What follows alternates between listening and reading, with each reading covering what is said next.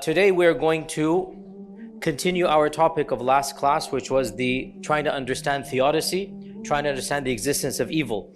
And what our class will aim to do today is to go over some of the classical doctrines of Islam, some of the schools of theology that have already attempted to answer this issue in the last 14 centuries. Now, before we even begin, I want to teach you the methodology of research, which is, you all know this from your own high school and undergraduate years. When you have a problem, we have a problem of trying to understand evil. You always begin by seeing how previous intellectuals, previous scholars attempted to solve that problem. Because generally speaking, almost every issue that you're going to be asking, you're not the first human being to ask. And so, rather than start from scratch, rather than reinvent the wheel, you should see what the literature already says, see what previous groups have said, and then after you have done a survey, you can assess, has enough research been done that satisfies you? Or do you think there's still more that needs to be done? So the question of evil, the question of theodicy, is not a new question, as I've explained. In fact, it goes back, as I explained, thousands of years. Therefore, various Muslim groups have attempted to solve this problem throughout their writings. So today I'm going to give you a quick crash course about 3 of the earlier groups. And when I give these 3, obviously, many caveats. Firstly, there's many other groups. Obviously, in the history of Islam, there's many groups. Secondly, the fact that I'm mentioning other groups doesn't mean I endorse them, okay? And thirdly, this is a quick crash course. Each one of these you can spend a lot of time doing. Now, I want to ask you a question. What are some of I talked about the positives of looking at past research. What are some of the negatives that might happen when you attempt to answer a question by going to past answers? What are some of the negatives that might potentially happen as a researcher? Who can tell me? Yes.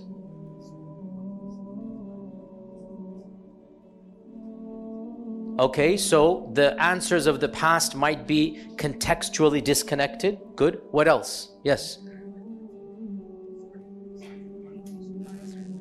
So one of the biggest problems of reading other materials is something called anchor bias or confirmation bias. What is confirmation bias? It's also called anchor bias. Confirmation bias is when you have a blank slate, you don't know anything about a subject, and your first bit of information, your first aspect that you hear, it kind of anchors you, it situates you such that everything else after that, it is going to be related to the first notion or the first concept that came to you. An example of this, which actually you should be aware of when you're going to be applying to job market, is the salary, right? That there's always this awkward reality. Who's going to say the first salary? Who's going to give the first number? Your boss asks you, what are you expecting? What are you thinking? And suppose they had in their mind, they're going to give you up to 120, but they're going to begin negotiation at 100. And you're like happy with 75. So you're like, I want at least 75. So automatically there's a bias there that you've dropped it down, or vice versa. Or even, suppose even more radical than this, suppose you had no idea how much an icon or an item costs. So you have no idea, right? Somebody says, how much you think this costs, right? And if you have absolutely no idea, you're like, how much? You tell me.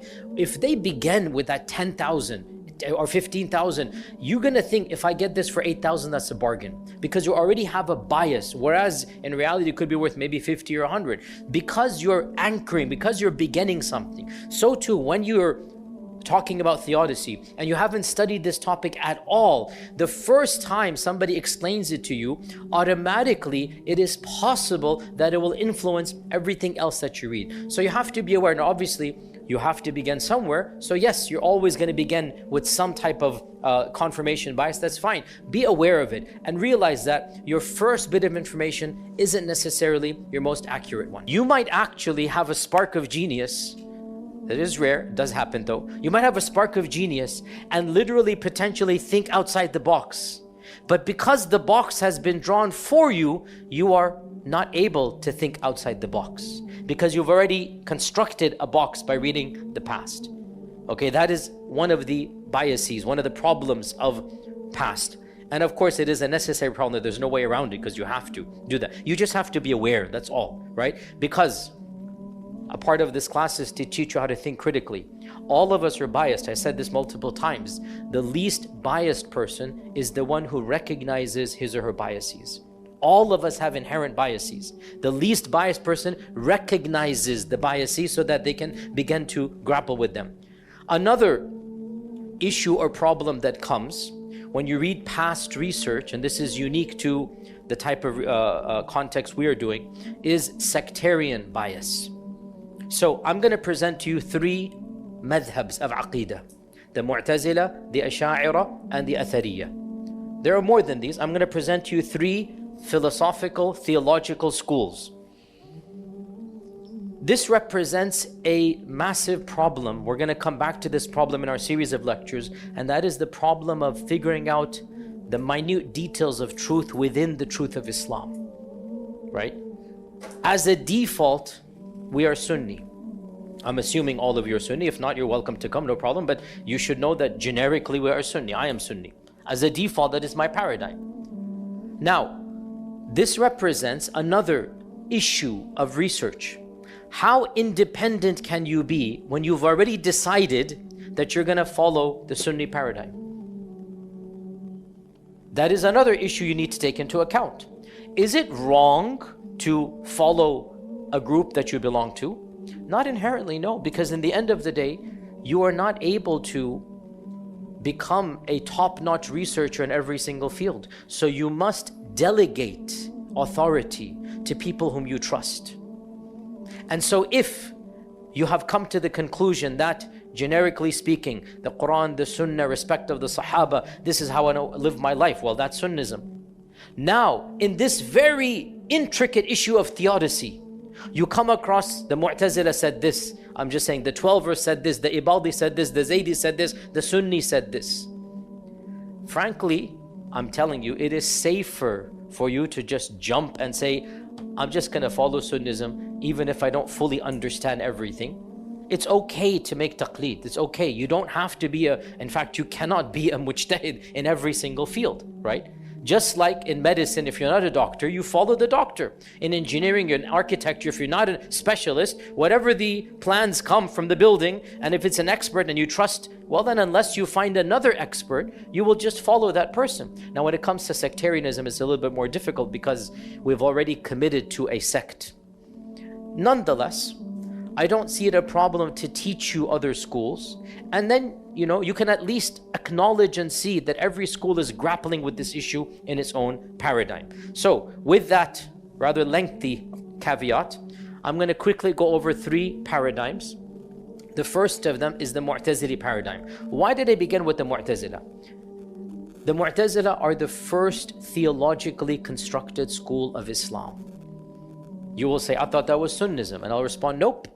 Historically, the first group that systematically developed what is recognizable theology are the Mu'tazila. Sunnism was a reaction to the Mu'tazila. Sunnism was forced to fill in the gaps or to counter what the Mu'tazila wrote. That doesn't mean it's right and wrong. I'm just telling you, historically speaking, the first group of intellectuals who started thinking about these issues and started elaborating on them, that group eventually became known as the Mu'tazila. And of course, we're going to come back to these groups over and over again because we have to. It's a part of knowing our history. In a nutshell, when Islam first conquered the Byzantine, the remnants of the Byzantine Empire, they came across Christian theologians, right, who followed Melkite Christianity, who followed Byzantine Orthodox Christianity, and the controversies that were occurring within that spectrum were transferred over to Islam. And those controversies dealt with predestination, free will. They dealt with the nature of God and the attributes. And that's exactly what happened with Islamic theology then. Islamic theology became also concerned and obsessed with free will and determination. And Islamic theology also became obsessed with and concerned about the attributes of God. And so the Mu'tazila, by and large, viewed the Byzantine Christian theologians as being role models. They wouldn't say that, but in the end of the day, they admired them. So the Mu'tazila kind of sort of Islamicized what they were saying.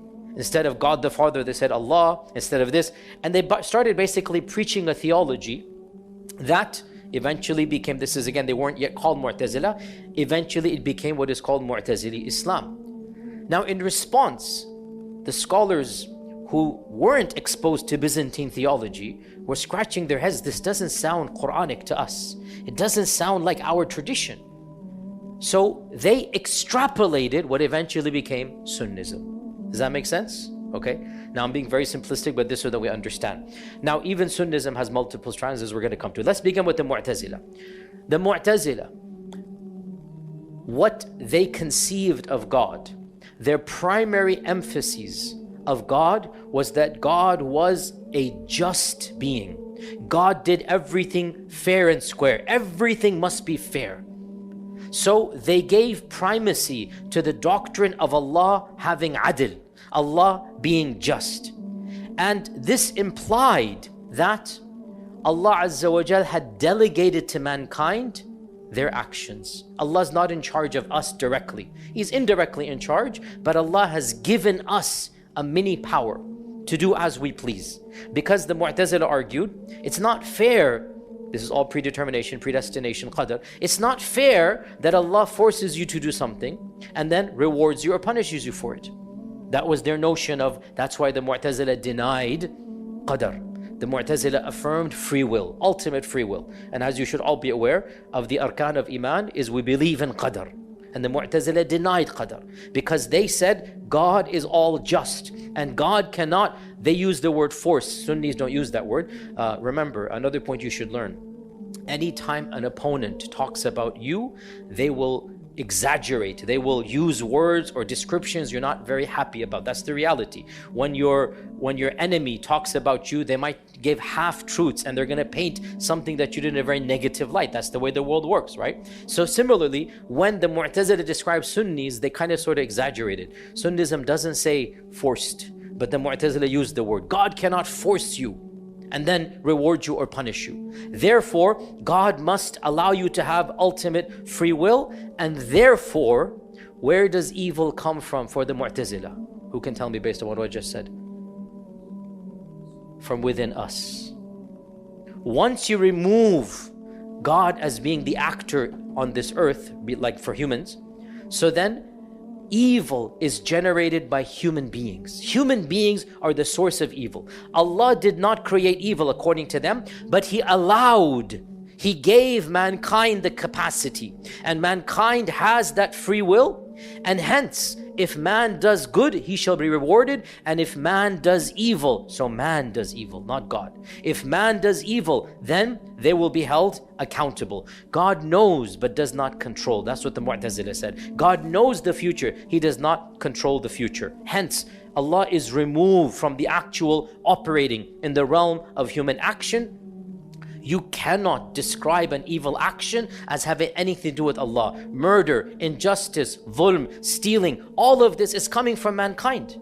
So Allah Azza wa Jal has nothing to do with evil. Now, they also said though, that because Allah is benevolent, because He is just, He must act in a manner that is always in the best interest of His creation. He must take care, He's obliged. He has a moral duty to take care of His creation. He has a moral duty to do what is just and to create a creation that is the best of all possible worlds. Therefore, if there is harm done by mankind to mankind, then God's justice requires that the evil person shall be punished and the one who was harmed shall be rewarded.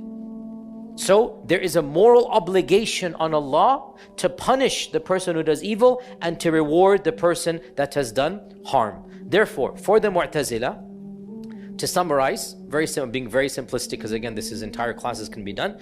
Since Allah is perfectly just and perfectly wise, He cannot will evil actions. Instead, evil comes from human choices. Humans create evil. Humans are the source of evil. People decide to do evil. And that decision, they bear responsibility, not Allah. If Allah allows them, that's the only way Allah can therefore reward the one who does good and punish the one who does evil. And they also argued that when there is suffering, when there is hardship, there is always a hidden wisdom or greater good in this world that we shall be able to recognize. The Mu'tazila affirmed that man's intellect can recognize good from evil, and man can see and judge good and judge evil, and it is mankind that is creating that evil, not Allah. This is in a nutshell what the Mu'tazila say. Why did Sunnis find this problematic? At first level, explanation, it sounds pretty interesting, pretty nice. It solidly solves the problem that mankind is in charge of evil, not God. So you solve theodicy by removing God from the picture. It was precisely because you remove God from the picture that Sunnis found this heretical and problematic. It was precisely because God becomes an inactive bystander. The Sunnis wanted Allah to be Allah. They could not envision a God that doesn't act like a God. And the God of the Mu'tazila for the Sunnis seemed to be a passive God that actually gave, and this is the accusation the Sunnis gave to the Mu'tazila. Again, the accusations are exaggerated. The Sunnis actually accused the Mu'tazila of being Manichaean. Remember we talked about that last week, right? Why did the Sunnis accuse the Mu'tazila of being Manichaean? Because the Manichaeans affirmed there's a God of good and a God of evil, right? So the Sunni said to the Mu'tazila, you guys are becoming Manichaean because you're saying Allah creates good and you guys create evil. Now obviously the Mu'tazila didn't say that, but again, that's what happens when you're hashing it out. That's what happens when you have a fight and you're trying to just throw the worst possible interpretation, right? I've said this to you multiple times, guys. Never ever accept the testimony of a critic. Never accept the testimony of a hater. Never accept the witness of somebody who doesn't like or is outside. You have to take somebody who is neutral or inside. So when the Sunnis described the Mu'tazila, they said what you're doing is that you are basically debilitating the power of God. You're limiting God's powers and you are giving the power of creation to mankind. Again, the Mu'tazila didn't do that, but this is the accusation that is given. And another problem that they had is that the language of the Mu'tazila was deemed to be blasphemous. God is obliged to do this. God has a moral duty to do this for His creation.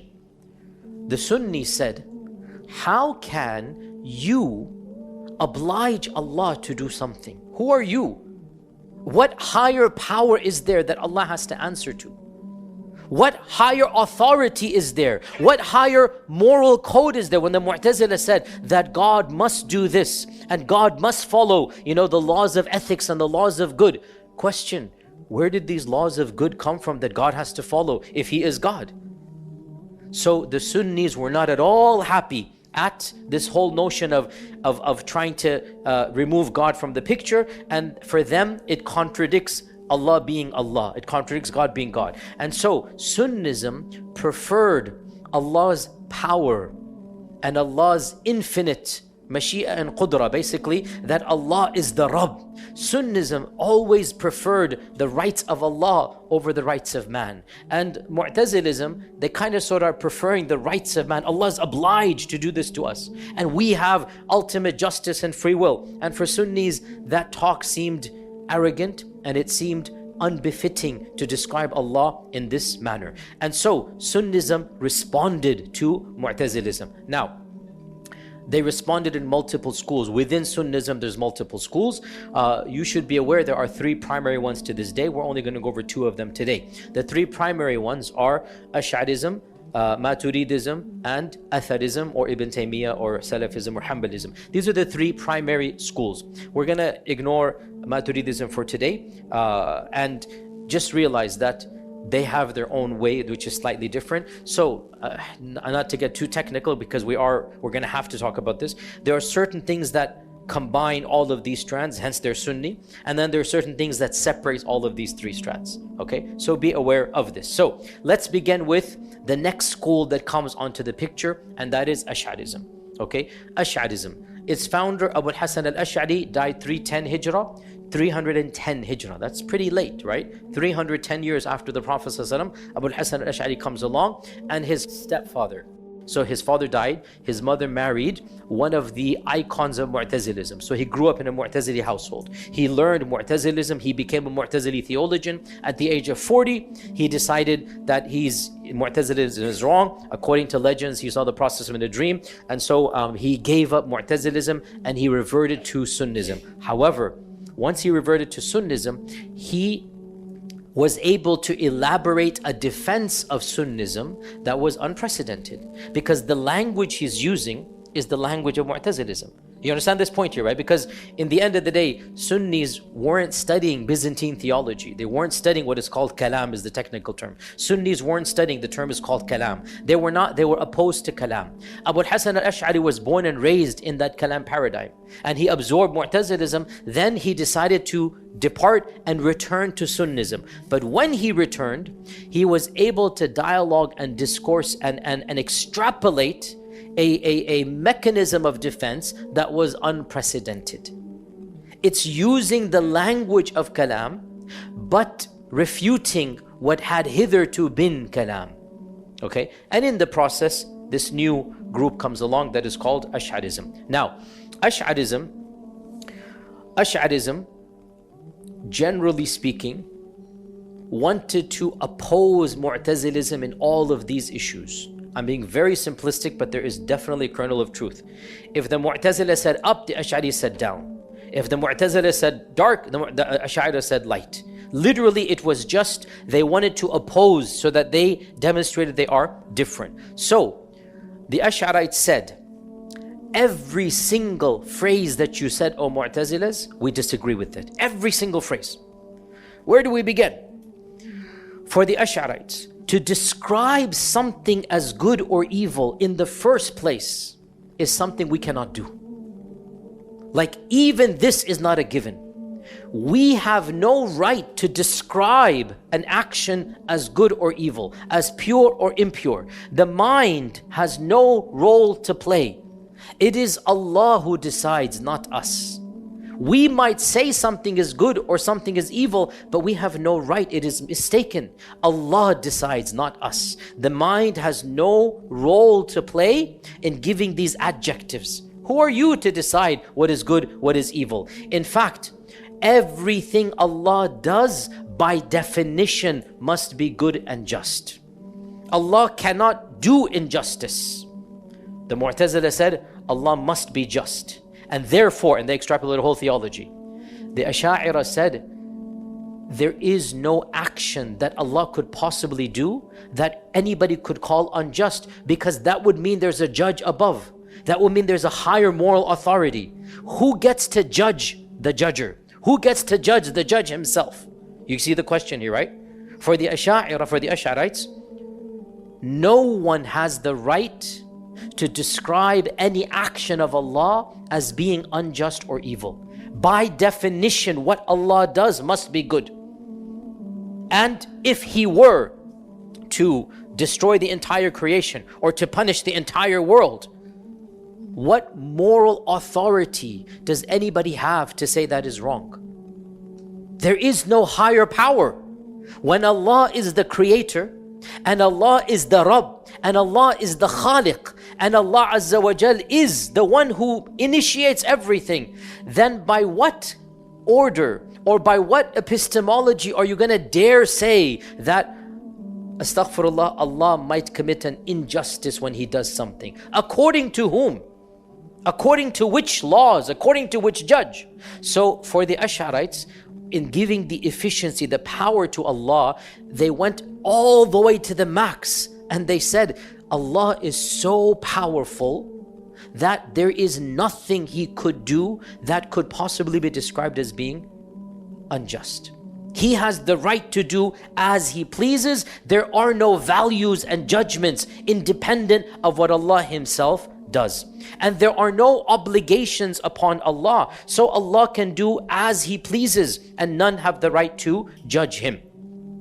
Therefore, since He doesn't have to answer to any other being, since He is the supreme God, evil as a concept perhaps doesn't even exist, because Allah has the right to do as He pleases. So humans are not the creators of their actions, because Allah is in charge. Whatever happens, happens directly by Allah. Allah causes everything. Allah causes the leaf to fall. Allah causes the drop of rain to go exactly where it goes. Allah Azza wa Jal is literally, effectively operating every atom of creation at every instance. And so this led actually the Ash'arites to have a claim that unless you are taught it or hear it, it sounds very bizarre. They denied something called causality. Causality means when you light a fire to cotton, everybody understands and believes the fire sets alight the cotton. When you throw a rock into the window, the rock breaks the window. This is called causality. In the Ash'arite theology, since Allah is directly in charge of every atom of creation at every instance, to say that the match was what caused the cotton ball to be set alight is a type of shirk. It is not the match that sets the cotton alight, it is Allah directly who happens to do it. You have an illusion of a causality. It is not the match that causes the cotton ball to be set aflame, it is Allah. But there are illusions that Allah has created, we call the laws of nature, and that's how we live our lives. But in reality, when the glass breaks the rock, it is not the glass that broke the rock, it is not the rock that broke the glass, it is Allah that broke the glass at the time when the rock hit the glass. The rock has nothing to do with the glass breaking.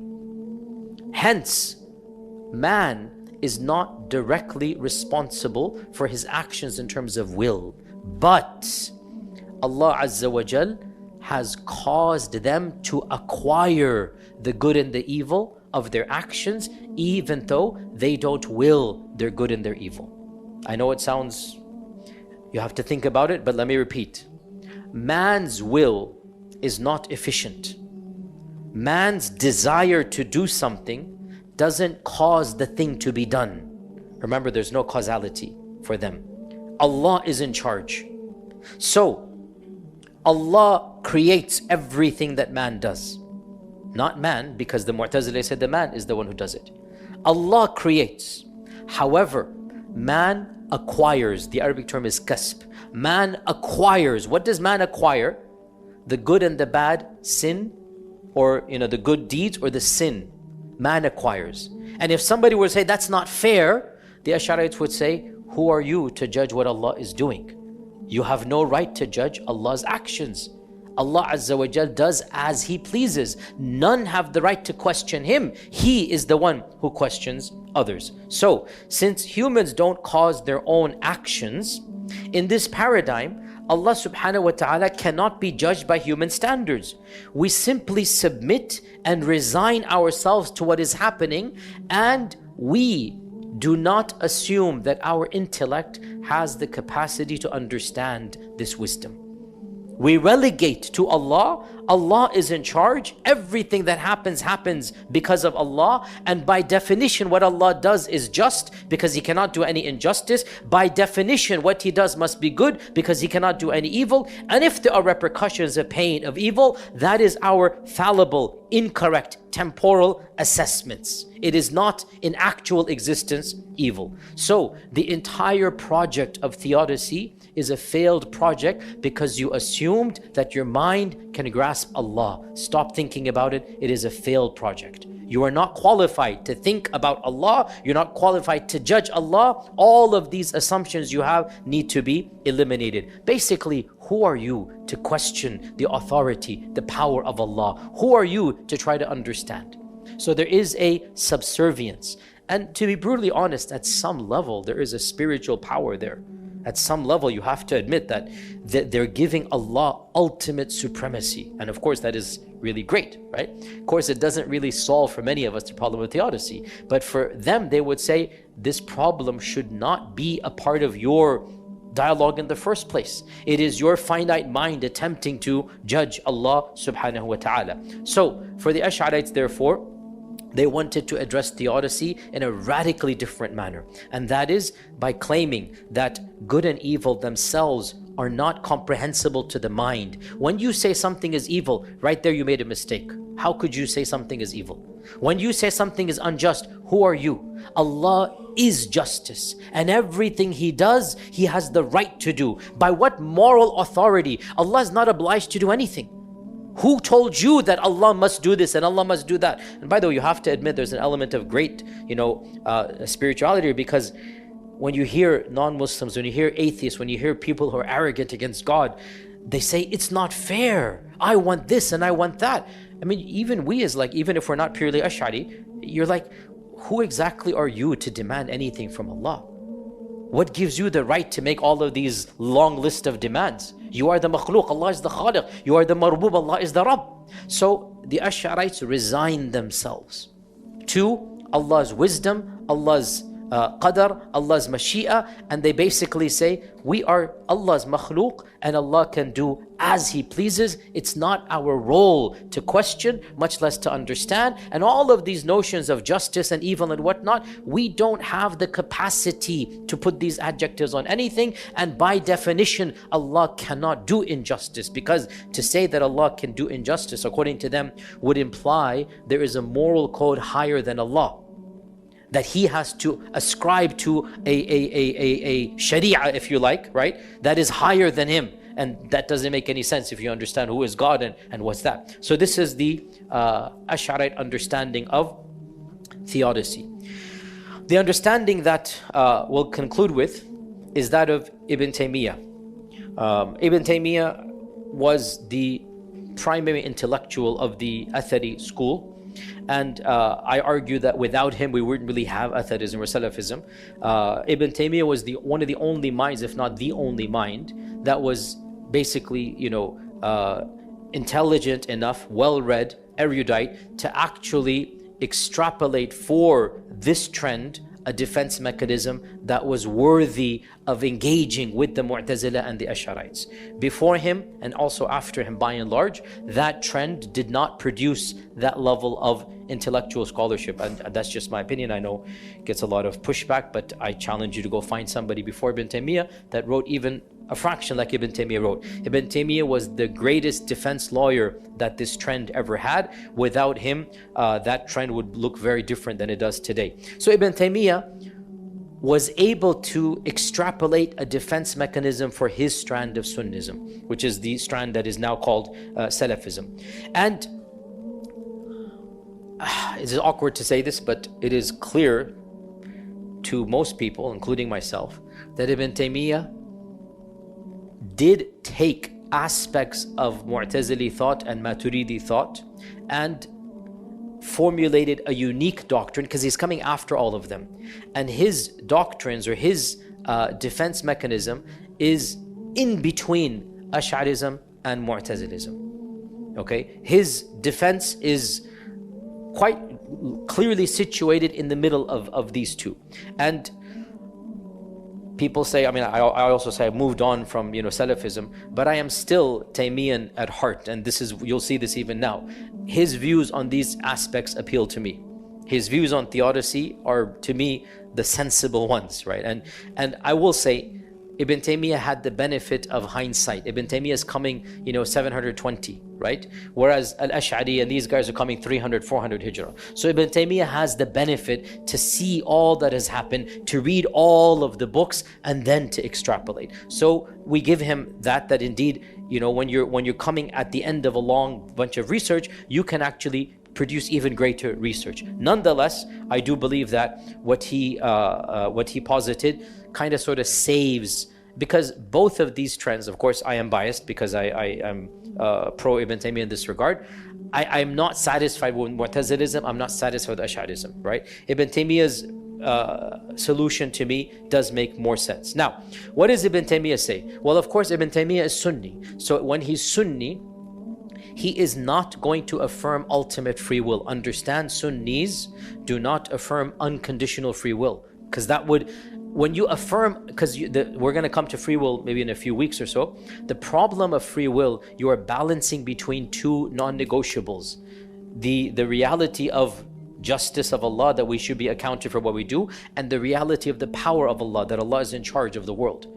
These are the two things that are clashing, right? On the one hand, it seems unfair. Why would Allah force us? On the other hand, when you strip that, then you're saying Allah Azza wa Jalla is letting us be mini gods.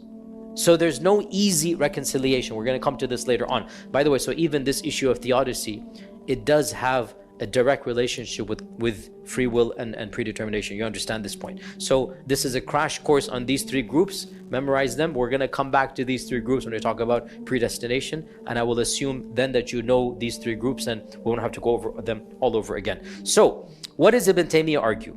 Ibn Taymiyyah argues that of course Allah has the ultimate control. However, he posited, this is really interesting, there are two types of Allah willing something, Allah desiring something.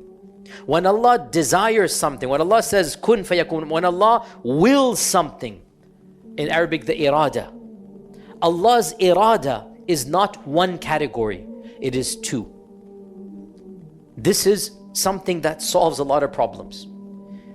Allah's irada is two categories: the irada that is kawniyya and the irada that is shar'iyya. I'll explain both. Irada kawniyya, Allah wills something into existence, but the fact that it is willed into existence does not mean that Allah approves of it. Allah wills something into existence, but Allah willing it into existence does not mean Allah approves of it. Irada shar'iyya, Allah desires something to happen, but He does not will it into existence. So for example, the word irada, the word qada, both of them can be applied here. Allah says in the Quran, وَقَضَى رَبُّكَ أَلَّا تَعْبُدُوا إِلَّا إِيَّاهُ. Your Lord has decreed, it's a decree, that none shall be worshipped except Him. And your Lord has decreed you shall be good to your parents. وَبِالْوَالِدَيْنِ إِحْسَانًا. Question: is other than Allah worshipped on earth? Yes or no? Are people rude to their parents? Yes or no? So how do we understand that Allah is saying your Lord has decreed, Allah's qadar wa qada, Allah has made qada that only He shall be worshipped? How are other than Allah worshipped? Then in another verse Allah says فَقَضَاهُنَّ سَبْعَ سَمَاوَاتٍ. Allah made qada that there's going to be 7 heavens and 7 earths, and Allah created this and Allah created that. That we know exists. Ibn Taymiyyah says the same word qadar is used for one aspect, that is a desire He wants but He doesn't enact it. It is His will. That irada, which is irada shar'iyya, is always pure and good, and He wants it but He doesn't necessarily force it. The irada kawniyya is what happens on earth, but He doesn't necessarily approve of it. Okay, so by demarcating, by dividing this type of concept, that not everything that happens Allah approves, and what Allah approves does not necessarily happen because He's willed it not to happen. Allah desires that only He be worshipped, but He has not enforced it. And Allah Azza wa Jal has created the 7 heavens and He has enforced it. So based upon this, the irada kawniyya, the kawn is the creation. Ibn Taymiyyah argues the irada kawniyya might have repercussions that are evil. This is a key point of Ibn Taymiyyah, listen to this. And the irada shar'iyya never has any repercussions that are evil. Whatever Allah wants you to be pious, that's irada shar'iyya. Allah wants you to pray, Allah wants you to give to the orphans, that's irada shar'iyya. That's always pure, always good. Irada kawniyya, the one that happens, Ibn Taymiyyah says, sometimes there are repercussions from that are harmful or pure. But listen to this, even then, the good that will come, the sum total good that will come, will always be more than the sum total evil. Ibn Taymiyyah very forcefully argues there is no such thing as an irada kawniyya that is inherently evil and nothing but evil. In other words, he argues there is no such thing as pure evil in the first place. There are partial evils, and those partial evils have the potential to extrapolate from them more good than evil, more benefit than harm. And the believer is equipped to always maximize the good from the harm. What Iman does, what Islam does, what belief in Allah does, is it gives you the paradigm to always extrapolate more good from a situation than bad, more positive than negative. And hence, for Ibn Taymiyyah, there is no such thing as pure evil in this world. And the believer, now for the non-believer, sometimes an issue will have more evil than good, but even then there will also be some good. There's no such thing as pure evil. In fact, Ibn Qayyim took this to the logical conclusion. Ibn Qayyim actually has like 10-15 pages in one of his books where he says, even in the creation of Iblis, there is good. There is some good. He's not saying that there's nothing but good. He's saying even in the creation of Iblis, there is wisdom and good. He's trying to prove this point. There's no such thing as pure evil. That's another talk we can give at another time. So, Ibn Taymiyyah argued that the existence of evil, of harm, of pain, it serves a divine purpose, a wise purpose, some of which the mind can comprehend, unlike what the Ash'ari said. Some of it, you will understand that good, and you will recognize that good in your life. And he also said, and some of it, it is beyond our understanding, for sure. So Ibn Taymiyyah says rationality plays a partial role. The Ash'ari said rationality plays no role. And the Mu'tazili says rationality plays the ultimate role. Ibn Taymiyyah says your mind plays a partial role. You can, if you really think about it, and you're wise, and you're believing in Allah, every bad situation, your mind will be able to extrapolate some good. There's a wisdom, there's a reason why it happened. And even if you don't understand it, the good that you derive from a situation, from a bad situation, so the good that you derive from an evil situation will always be more than the evil, even if you don't understand it. That is what Ibn Taymiyyah argued. So, to summarize in this, that Ibn Taymiyyah basically said that although the mind cannot fully comprehend Allah's wisdom, the mind can partially comprehend what is good and what is evil, what is pain and what is suffering, and we understand when something is bad, and we have the right to call it bad. But, however, we must always humble ourselves that Allah's knowledge is infinite. And even if we can extrapolate some wisdoms, even if we cannot fully extrapolate all, we trust Allah that Allah has a wisdom and a purpose for whatever happens to us. And Ibn Taymiyyah also said that, of course, some actions of Allah can be unjust. He disagreed with the Ash'arites who said, by definition, Allah cannot act unjustly. Whatever Allah does has to be justice. Ibn Taymiyyah said, no, Allah Azza wa Jal can act unjustly, but He's chosen not to.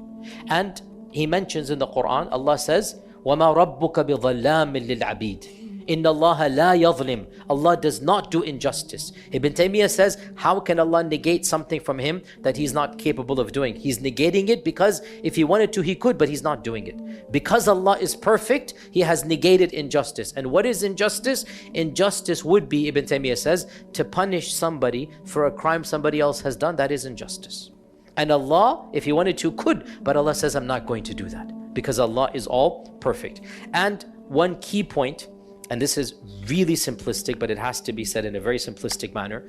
So before the critics criticize, I have to give the caveat, right? Because I have to be careful every time I say something, 20 videos come out. So this is simplistic on purpose. This is not an advanced class in this topic of qadar.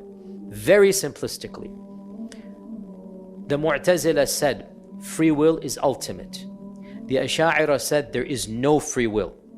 And Ibn Taymiyyah said Free will is something that Allah has allowed for us partially within a purview.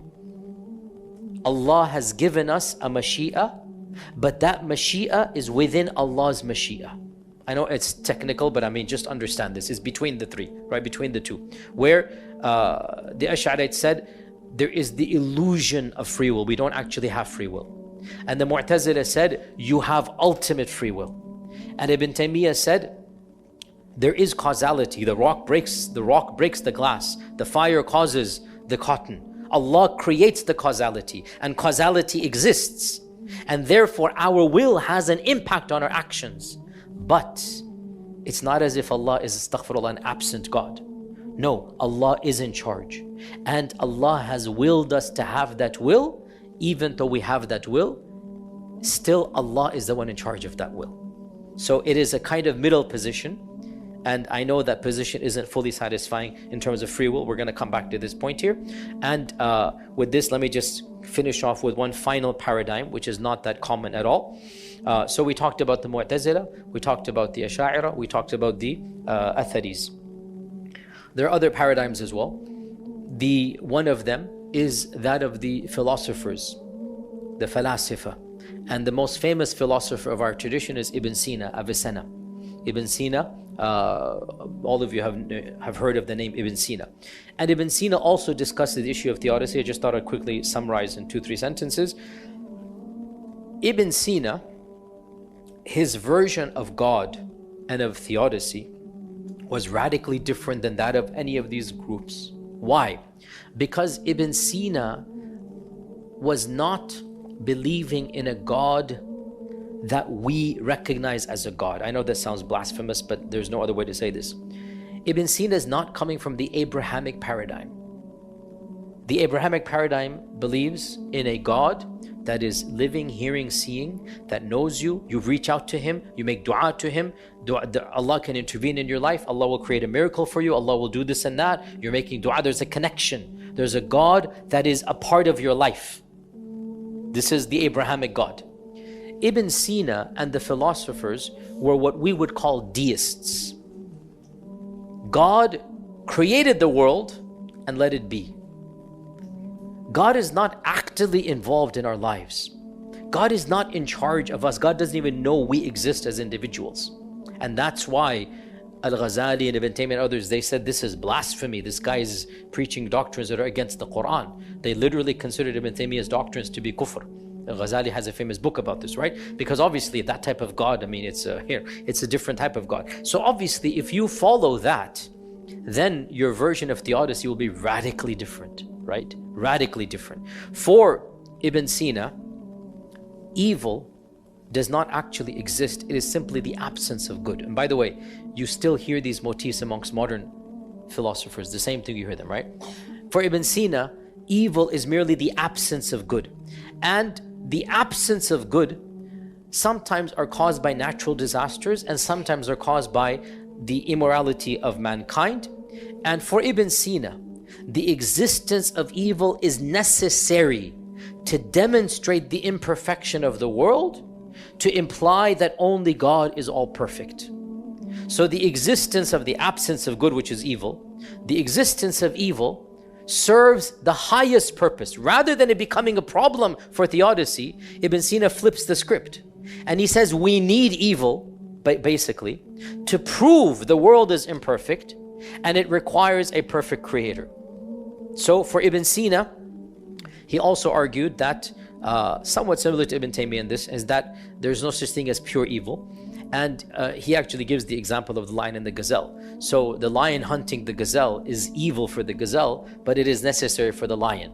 So for Ibn Sina, in the grand scale of things, nothing is actually evil per se. There is just, relative evil. God has nothing to do with this creation. Rather, its existence, far from presenting a theological dilemma, actually requires us to believe in the dependency of the imperfect creation upon the perfection of the one creator that willed it into existence. And again, if you understand Ibn Sina's theology, Ibn Sina's version of God, so I don't want to go there today, so it's very complicated. If you ever read Ibn Sina's version of God, you will not recognize him as the God of the Quran. He is a power, a force. It's just Allah Azza wa Jal does not even will us into existence. He doesn't say kun fayakun for Ibn Sina. So creation is basically like a trickle down of a vast ocean, is just trickling down. We are like the 10th order of creation.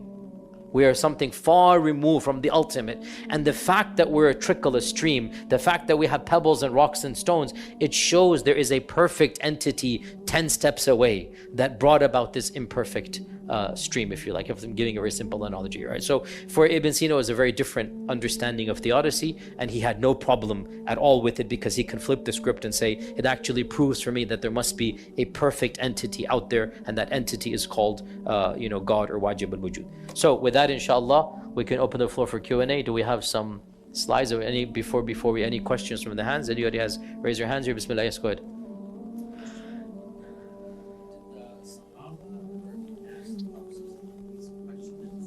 Did the Sahaba ever ask the Prophet these questions? Nope, not at all. Never. And again, that shows us what simple faith does, right? We have to also understand that a lot of these questions, we are problematizing them because of the environment we find ourselves in, right? And it is what it is. You can't solve it. It's not our fault we're hearing these questions. We have to solve them. But the Sahaba's iman was very... And here's another point. I didn't want to go here today, but I'll just jump the script. This was for next week. All of these that I summarize for you, it is factually correct to point out. Listen to this, guys. Listen to this. Theodicy as a concept was far more troubling to the Western mind than it was to the Eastern mind. This is a deeper topic. There are schools of philosophy, and Western philosophy, tapping into the pre-Socratic, and then Socrates, Plato, Aristotle, and that entire trajectory, the questions of Western philosophy were very different than the questions of Eastern philosophy. And the way that Western philosophy solved it is radically different than the way Eastern philosophy solved it as well. Okay, we're getting very deep here. Understand this point. And the question of trying to understand why God would create suffering and pain and evil seems to be far more a topic of obsession in Western philosophy. In Eastern philosophy, look at, for example, the concept of dharma, the concept of dukkhi, the concept in Buddhism of pain, right? The concept, they just take it for granted. And the question is how you deal with it, not why it's there, right? Eastern philosophy is more about experiential. That's why they say mysticism, right? And Western philosophy is more about analytical, as we say, intellectual. Again, really simplistic, but these are kernels of truth to them, right? Eastern philosophy didn't problematize the existence of God because of pain and suffering. They were worried, or they were concerned with, what do we do to overcome it? And that's, for example, Buddhism. The entire strand of Buddhism is literally how to overcome pain and suffering. Not the issue of God, the issue of how you live your life in spite of that pain. So this leads us to a key point which we keep on going back to. We all have to understand the biases we have when we approach our tradition with these very questions that are being uploaded to us from our environment. We can't help it. It's not a problem. I'm not criminalizing me and you. I can't help where I was born.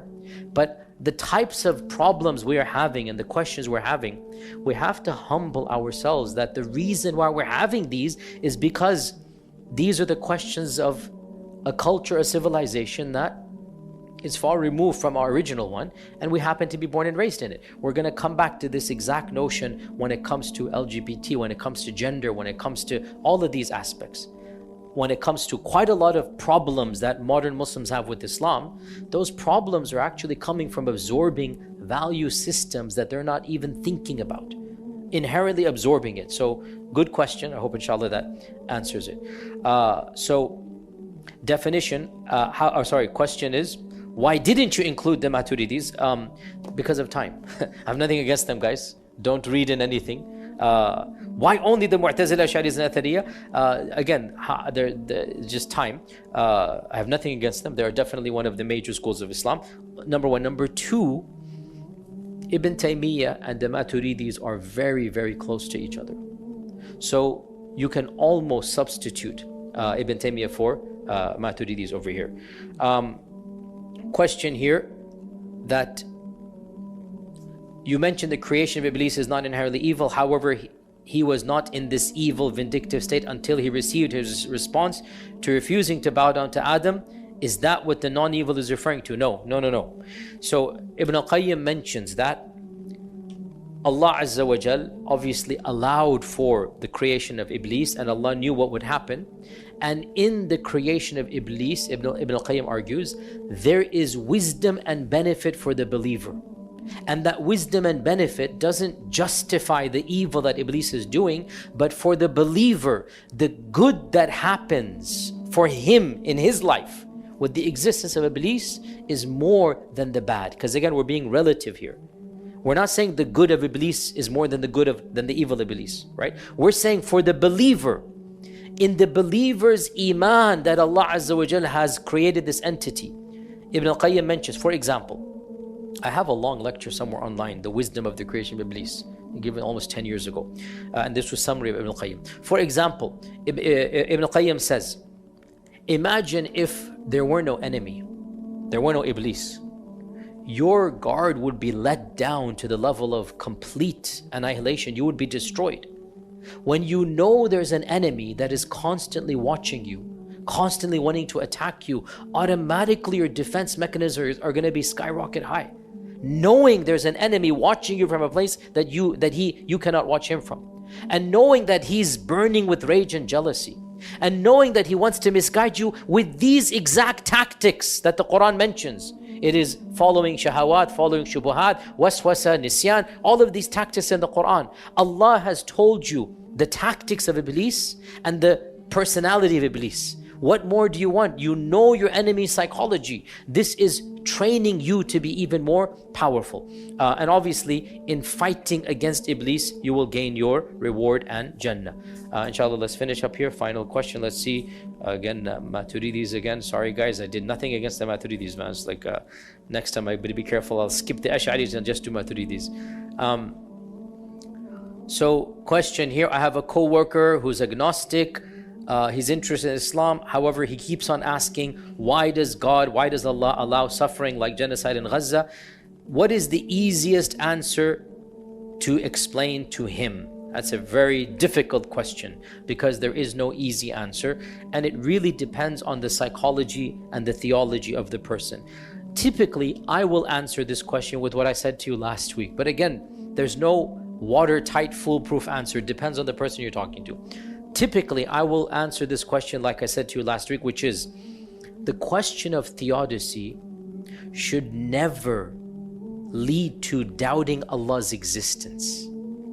The max you can do is say, I don't understand the wisdom of why there's evil. It doesn't change the fact there is pain and suffering, and there is a creation around us.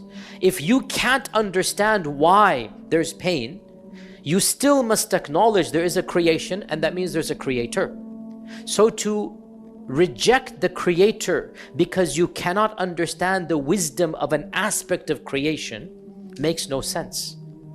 The max you should do, humble yourself and say, I don't have an answer to this. Now let me see within the religions, because you're saying your friend is an agnostic, which means he doesn't believe in a God. And again, to reject Allah subhanahu wa ta'ala because you cannot understand why, not only have you still retained the problem of evil, it's still there, you have now created a much longer list of problems that you don't have an answer to, which is, why are you here? Who created you? What is the purpose of life? So I would simply say that stick with the basics and approach him with the understanding of, the simple understanding of, look around you. Allah says in the Quran, look at the creation. Don't you see? Is there any flaw? هل ترى من فطور? So use the simple Quranic arguments.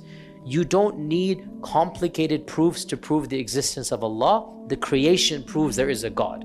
Then the question arises, which God is it and what should you do? And that's where you bring in the basics of Tawheed. Inshallah, with this, all the rest is fiqhi stuff which we don't want to get into, inshallah. So let us, inshallah, pause here for today, and inshallah we will continue bidhnillahi ta'ala next week. Jazakumullah khair. Assalamu alaikum wa rahmatullahi wa barakatuh.